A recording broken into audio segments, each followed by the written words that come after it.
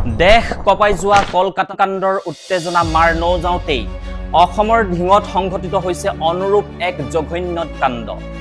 এগৰাকী কিশোৰীক তিনি পাখণ্ডই দলবদ্ধভাৱে ধৰি পথৰ হাবিৰ দাঁতিত পেলাই যোৱা ঘটনাৰ উচিত তদন্ত আৰু দোষীক উচিত শাস্তি প্ৰদানৰ দাবীত ঢিঙত এতিয়া অব্যাহত আছে বিভিন্ন দল সংগঠনৰ উত্তাল প্ৰতিবাদ।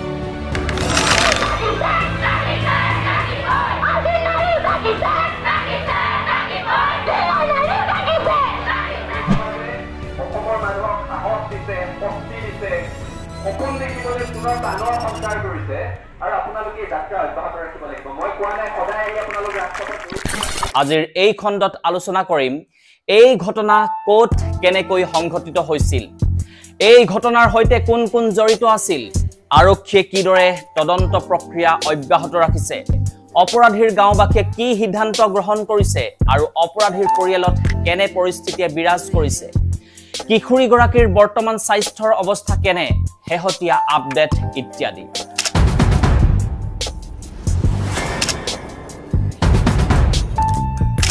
যোৱা ইংৰাজী 22 তাৰিখে দশমমান শ্ৰেণীত পঢ়ি থকা এগৰাকী 14 বছৰীয়া কিশোৰীয়ে গধূলি সময়ত টিউচনৰ পৰা এটি হাবিতলীয়া বাটেৰে ঘূৰি আহোঁতে তিনি পাখণ্ডই ঢিঙৰ বৰভেটি নামৰ গাঁৱত সংঘটিত কৰিছিল এই নাৰকীয় জঘন্য ঘটনা। গধূলি সময়ত অকলশৰে এখন চাইকেলেৰে ঘৰলৈ ঘূৰি আহোঁতে মটৰ চাইকেলত অহা তিনি পাখণ্ডই কিশোৰীগৰাকীক আগচি ধৰে। ঠাইখিনি আছিল অতি নিৰ্জন, এটি হাবিতলীয়া পথ আৰু পথৰ দাঁতিত আছিল এটা পুখুৰী। তাতেই পাখণ্ডকেইটাই সংঘটিত কৰিছিল এই দুষ্কৰ্ম। সেই সময়তে এখন গাড়ী সেই বাটেৰে আহিছিল আৰু পাখণ্ডকেইটাই পথৰ হাবিৰ দাঁতিত তাইক এৰি পলাইছিল। কিছু সময়ৰ পিছত স্থানীয় ৰাইজে তাইক অচেতন অৱস্থাত প্ৰত্যক্ষ কৰে আৰু পুলিচক খবৰ দিয়ে। প্ৰত্যক্ষদৰ্শী দুজন কিশোৰৰ আগত তাই কি কৈছিল শুনো আহক। ছোৱালীজনী পুখুৰী কিনাৰত পৰি আছিলে, তাৰপিছত আমি দেখি পেলাই উঠি গৈছোঁ, নামি গৈছোঁ, সুধিছোঁ, তাৰপিছত ভালকৈ মাত বুলি প্ৰথমে দিব পৰা নাই। তাৰপিছত আমি কৈছোঁ বোলো কোৱা কি হৈছে, তেতিয়া কৈছে যে ল'ৰা তিনিজনে বোলে ধৰি পেলাই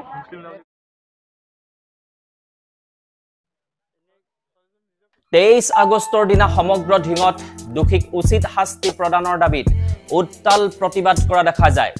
ৰাজপথলৈ ওলাই আহে বিভিন্ন দল সংগঠন। যি কি নহওক, ঘটনাৰ অতি কম সময়ৰ ভিতৰতে নগাঁও আৰক্ষীয়ে ঘটনাৰ এজন অভিযুক্তক কৰায়ত্ব কৰিবলৈ সক্ষম হয়। নাম তফজ্জুল ইছলাম।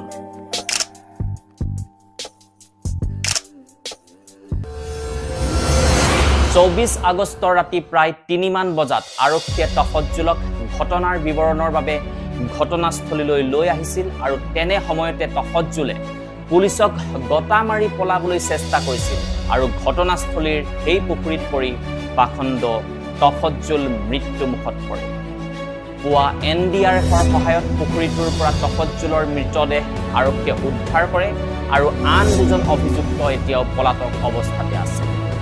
আৰক্ষীয়ে আন দুজন অভিযুক্ত ফৰিদুল ইছলাম আৰু গোলাপ উদ্দিন বুলি চিনাক্ত কৰিছে।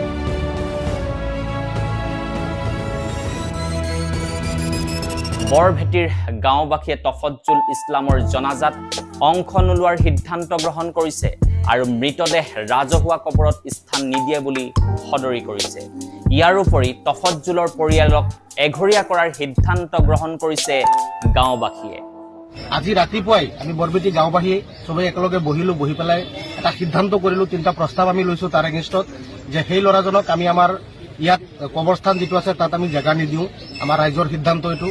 তাৰপিছত তাৰ জানাজা আমি নপঢ়োঁ আৰু সেই পৰিয়ালটোক আমি সামাজিক হিচাপে এঘৰীয়া কৰিছোঁ। আমি অপৰাধীৰ লগত নাই, আমি সদায় ন্যায়ৰ লগত আছোঁ। আমি গাঁওবাসী হিচাপে বিচাৰোঁ যে দোষীৰ শাস্তি হওক, দোষী সদায় দোষী।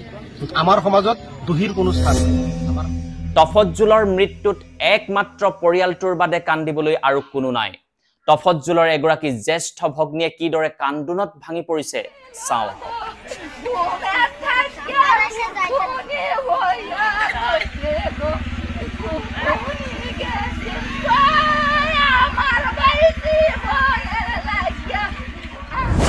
বিভিন্নজনে তফজ্জুলৰ মৃত্যুত স্বস্তিৰ নিশ্বাস পেলাইছে আৰু আন কিছুমানে এই আৰক্ষীৰ এনকাউণ্টাৰ বুলি সন্দেহ প্ৰকাশ কৰিছে।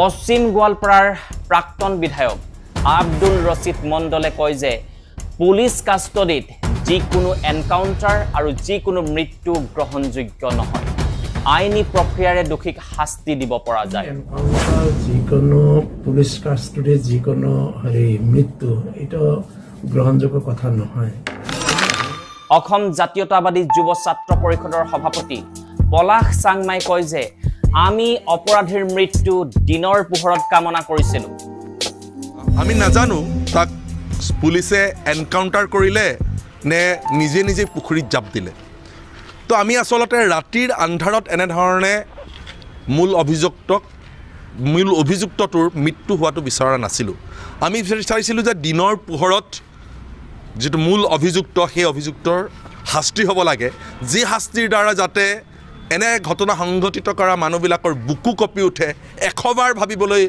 বাধ্য হয় তেনেধৰণে শাস্তি দিয়াটো দিনৰ পোহৰত শাস্তি দিয়াটো আমি বিচাৰিছিলোঁ মুখ্যমন্ত্ৰী হিমন্ত বিশ্ব শৰ্মাই সামাজিক মাধ্যমত এইদৰে মন্তব্য কৰা দেখা যায় ধিঙৰ কিশোৰীৰে সংঘটিত ভয়ানক ঘটনাটো মানৱতাক ভুলুণ্ঠিত কৰা অপৰাধ আৰু এই ঘটনাই আমাৰ বিবেক তথা প্ৰতিজন সভ্য মানুহক আঘাত কৰিছে আমি যেতিয়ালৈকে অপৰাধীক সন্মানীয় আইনৰ আওতাৰ ওচৰলৈ লৈ যাব নোৱাৰো তেতিয়ালৈকে আমি জিৰণি নলওঁ মই অসম আৰক্ষীৰ সঞ্চালক প্ৰধানক এই বিষয়টো সম্পূৰ্ণ তদাৰক কৰিবলৈ নিৰ্দেশনা দিছো আৰু এনে নাৰকীয় কাণ্ডৰ সৈতে জড়িত দানৱৰ বিৰুদ্ধে দ্ৰুত কঠোৰ ব্যৱস্থা গ্ৰহণ কৰিবলৈ নিৰ্দেশনা দিছো ইয়াৰ উপৰি সামাজিক মাধ্যমত মুখ্যমন্ত্ৰীয়ে এইদৰে মন্তব্য কৰা দেখা যায়